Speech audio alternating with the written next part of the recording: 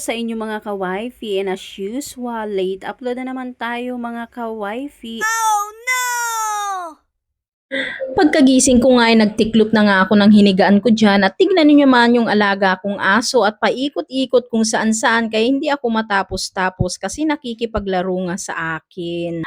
Kayo din ba mga mare ay katulad ko na habang nagtitiklop pa nga lang ay iniisip na kung ano ang mga gagawin ko after ko ngang magtiklop. Hindi ko talaga alam kung matutuwa ako or may inis dito sa alaga kong si Choco dahil talagang nagpapalambing sa akin dahil nasanay na yan every morning na ganyan ang routine namin. Maglalaro muna kami ng mga ilang minuto, then tsaka nga ako pupunta sa kusina or sa sari-sari store para tignan kung ano ang mga gagawin ko. Kaya heto, kahit ayaw ko munang laruin sana siya dahil nga baka mapilay ko kasi minsan pinanggigigilan ko nga pero wala akong magawa dahil nakikipaglaro siya diyan at naglalambing. Kaya yan pinagbigyan ko na, nirab-rab ko nga yung kanyang tummy dahil yan ang gustong-gusto niya every morning, yung nirarab ko yung kanyang tummy. Maikwento ko nga lang sa inyo mga ka-wifey kahit hindi nyo nga tinatanong, Charis!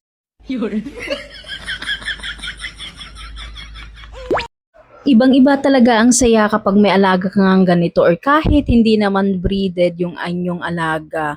Kapag talagang tinuring nyo na para siyang isang tao ay talagang mauhook talaga kayo at mapapamahal kayo. Lalong-lalo na kung sobrang lambing ng inyong alaga. Kaya minsan nga ay nanggigigil talaga ako sa kakulitan nitong si Choco. Pero alam nyo, napakasaya ko buhat talaga nung dumating siya sa buhay ko.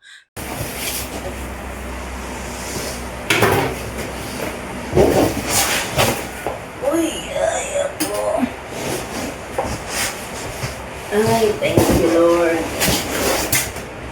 So, yun na nga mga ka-wifey, fast forward na nga tayo. After ko nga na matupi yung mga pinaghigaan ko, ay ito nga at nagluto na nga ako dito ng pang-almusal namin. At syempre, after nga nating magluto, ano pa nga ba ang ating gagawin kundi ang maglinis? Pasalamat na lang talaga ako at mayroon itong Seaways All-Purpose Cleaner na kasama ko sa paglilinis ko dito sa buong kusina, lalong-lalo na sa aking electric stove.